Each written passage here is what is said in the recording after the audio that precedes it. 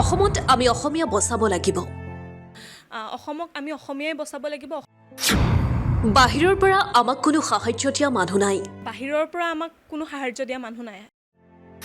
অসমীয়া মৰি সাজি গ'লেও কোনো বাহিৰৰ পৰা নৰেন্দ্ৰ মোদী অমিত শ্বাহ নাহে।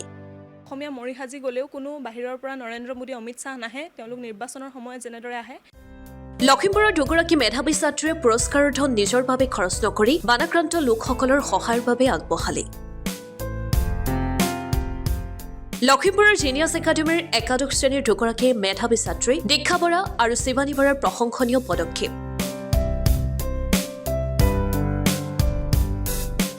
যোৱা 25 জুলাইত সদৌ লখিমপুৰ জিলাৰ ছাত্ৰ সন্থা আৰু ডক্টৰ ভূপেন হাজৰিকাৰ সাংস্কৃতিক ন্যাসৰ উদ্যোগত সুধাকণ্ঠ ডক্টৰ ভূপেন হাজৰিকাৰ জন্ম শতবৰ্ষৰ উপলক্ষে লখিমপুৰ বালিকা মহাবিদ্যালয়ত অনুষ্ঠিত হৈছিল এখন কুইজ প্ৰতিযোগিতা।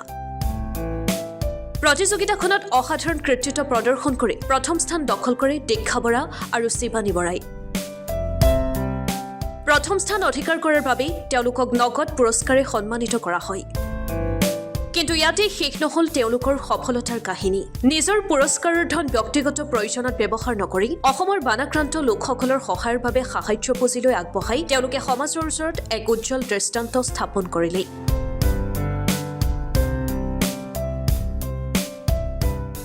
নমস্কাৰ, মোৰ নাম দীক্ষা বৰা। মই লখিমপুৰৰ লালুকৰ এগৰাকী ছাত্ৰী। মই বৰ্তমান জিনিয়াছ একাডেমীত পঢ়ি আছোঁ। মোৰ ঘৰত মা, পিতা আৰু ভাইটিৰ সৈতে আমি 4জনীয়া সদস্যৰ এটি পৰিয়াল। আমি দুজনীয়া এটা টীমে সদৌ অসম ছাত্ৰ সন্থা আৰু ডক্টৰ ভূপেন হাজৰিকা সাংস্কৃতিক ন্যাসৰ আহ্বানক্ৰমে ভূপেন হাজৰিকাদেৱৰ জন্ম শতবৰ্ষ উপলক্ষে তেওঁলোকে আয়োজন কৰা জিলাভিত্তিক আন্তঃমহাবিদ্যালয় কুইজ প্ৰতিযোগিতা আছিলে। তাত মই আৰু মোৰ সহযোগী বান্ধৱী শিৱানী বৰাৰ সৈতে আমি প্ৰথম স্থান লাভ কৰিছিলোঁ। আৰু খুবেই এটা ভাল লগা অনুভৱ, কাৰণ যোৱা 8 ছেপ্টেম্বৰৰ পৰা এই 8 ছেপ্টেম্বৰলৈ ডক্টৰ ভূপেন হাজৰিকাৰ যিটো জন্ম শতবৰ্ষ, তাক লৈ বহুত পৰিকল্পনা আছিলে। অসম চৰকাৰেও যিহেতু বহুত পৰিকল্পনাৰ কথা সদৰি কৰিছিলে সেই তেতিয়াই। কিন্তু দুৰ্ভাগ্যজনকভাৱে সেই মাহতেই 19 ছেপ্টেম্বৰ তাৰিখে আমি জাতিৰ আন এগৰাকী মহীৰূহক জুবিন গাৰ্গক যিহেতু হেৰুৱালোঁ, গতিকে সেইসমূহ সম্পূৰ্ণৰূপে সফল হৈ নুঠিল যদিও পৰিকল্পনাসমূহ।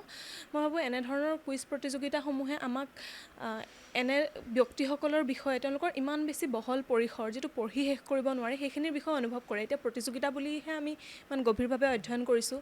গতিকে সেই প্ৰতিযোগিতাসমূহে মই ভাবোঁ ছাত্ৰ ছাত্ৰীসকলক সময়ে সময়ে এনেদৰে এই জাতিৰ মহীৰূহসকলৰ বিষয়ে অধ্যয়ন কৰি জাতিৰ প্ৰতি দায়বদ্ধ হ'বলৈ আমাক শিক্ষা দিয়ে। যুৱ প্ৰজন্মৰ মাজত কৈছোঁৱে মই, যিহেতু নতুন প্ৰজন্ম এনেদৰে ওলাই আহিছে, জুবিন গাৰ্গৰ অনুৰাগী হোৱাৰ সুবাদতে যদি আমি কিতাপ পঢ়িবলৈ লওঁ, আমি গছ ৰোপণ কৰোঁ।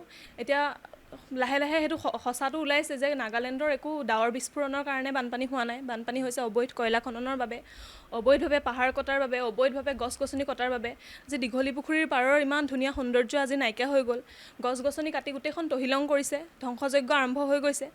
গতিকে ইমান নেতিবাচক পৰিৱেশৰ মাজতো যদি আমি নতুন ল'ৰা ছোৱালীখিনি একেলগ হৈ থাকোঁ, নতুন ল'ৰা ছোৱালীখিনি যদি আমি দৃঢ় প্ৰতিজ্ঞ হওঁ যে আমাক কোনেও ভাগ কৰিব নোৱাৰে, তেন্তে মই ভাবোঁ কাৰো সেই শক্তি নাই। আমি কৈছোঁ এই জুবিন গাৰ্গৰ অনুৰাগী হোৱাৰ সুবাদতে আমি যদি সেই ভাল গুণখিনি আমি কৰ্ষণ কৰিবলৈ লওঁ, তেন্তে নিশ্চয় জুবিনদাৰ যি আদৰ্শ সেয়া কেৱল অসমতে নহয়, কেৱল ভাৰততে নহয়, গোটেই বিশ্ববাসীৰ মাজত প্ৰতিফলিত হ'ব। সামাজিকভাৱে মই খুব বেছি ৰাজনীতিৰ প্ৰতি আগ্ৰহী আছিলোঁ। কিন্তু এইকেইদিনৰ যিবিলাক দৃশ্য, সেইবিলাকে মোক ৰাজনীতিৰ প্ৰতি বিতুষ্ট কৰিছে। আৰু মই ভাবোঁ ৰাজনীতিৰ ঊৰ্ধত, ৰাজনৈতিক আমি হ'ব লাগিব, কোনো কথাই ৰাজনীতিৰ ঊৰ্ধত নহয়। কিন্তু ৰাজনীতিত অংশগ্ৰহণ নকৰাকৈও আমি আজি আৰ্টিষ্ট, ইনফ্লুৱেঞ্চাৰ, ইউটিউবাৰ সকলো মানুহ যে আজি যেনেদৰে উবুৰি খাই পৰিছে বানত আক্ৰান্ত লোকসকলক সহায় কৰিবলৈ, মই ভাবোঁ সামাজিকভাৱে দায়বদ্ধ হৈ পেলাই কিছুমান মোৰ পৰিকল্পনা আছে সমাজৰ হকে কাম কৰাৰ। কিন্তু যিহেতু এতিয়া ছাত্ৰ, কোনো অৰ্থনৈতিক স্বাৱলম্বিতা নাই, অৰ্থনৈতিকভাৱে প্ৰথমতে স্বাৱলম্বী হ'বলৈ চেষ্টা কৰিম আৰু তাৰপিছত সামাজিকভাৱে দায়বদ্ধ হৈ সমাজৰ হকে কাম কৰাত মনোনিৱেশ কৰিম। এতিয়া যিহেতু বান সাহাৰ্য আগবঢ়োৱা ধনেৰে ধনী মানুহখিনিয়েতো আগবঢ়াইছে। ধনেৰে ধনী হ'লেই নহ'ব, কেৱল মনেৰেও আমি ধনী হ'ব পাৰিব লাগিব।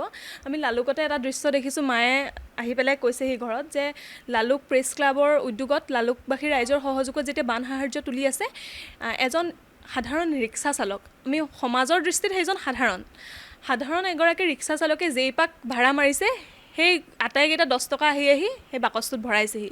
গতিকে এইবোৰ দৃশ্য এতিয়া আমাৰ কাৰণে লাইক কমেণ্ট শ্বেয়াৰৰ উৎস নহ'ব পাৰে, কিন্তু এইবিলাক ছবিৰ মাজত এতিয়াও যে ক'ৰবাত মানৱতা জীয়াই আছে, এতিয়াও যে ক'ৰবাত মানুহৰ মাজত উদাৰতা জীয়াই আছে, সেইটো প্ৰতিফলিত হয়। আৰু কেৱল ছোৱালী বুলি নহয়, মানুহ হিচাপে আমি ধনেৰে ধনী হোৱাৰ লগতে, ধনেৰে ধনী হোৱাটো আপেক্ষিক কথা, ধন আজি আছে কাইলৈ নাই, কিন্তু মনেৰে ধনী হোৱাটো খুব আজিৰ দিনত মানে দৰকাৰী কথা, যাতে আমি ব্যক্তিগত ভোক লালসাৰ ঊৰ্ধত যাতে আমি সামাজিক যিখিনি স্বাৰ্থ তাক আমি গুৰুত্ব দিব পাৰোঁ, সামাজিক স্বাৰ্থ বিঘ্নিত হোৱাকৈ যাতে আমি ইমান ব্যক্তিগত ভোক লালসাত যাতে মত্ত নহওঁ, সেই কথাটো এতিয়া গুৰুত্ব দিয়াটো খুব সময় আহি পৰিছে। এটা ফালে ভাল হ'লেও এটা ফালে বেয়া বিষয় থাকেই। যদি কাম ভালকৈ কৰিছে তেন্তে তাৰ অৰ্থনৈতিক সেই দিশটো বেয়া, অৰ্থনৈতিক দিশটো ভাল হ'লে কাম কৰাৰ মন নাই, ইচ্ছা নাই। আৰু বিশেষকৈ এটা ৰাজনৈতিক দলে ইটো ৰাজনৈতিক দললৈ, যিটো আচলতে কংগ্ৰেছ বিজেপি কৰি থাকি লাভ নাই, আমাৰ মানুহৰ মানসিকতা পৰিৱৰ্তন কৰিবৰ হ'ল। কংগ্ৰেছ বিজেপি আহিব গৈ থাকিব, কিন্তু দেশখন সদায় থাকিব লাগিব। আমি এইখন দেশতে উশাহ নিশাহ ল'ব লাগিব, আমি এইখন দেশতে জীয়াই থাকিব লাগিব। গতিকে আমি দলৰ ওপৰত নিৰ্ভৰ নকৰাকৈ আমি মানুহখিনি সামাজিকভাৱে দায়বদ্ধ হ'ব লাগিব।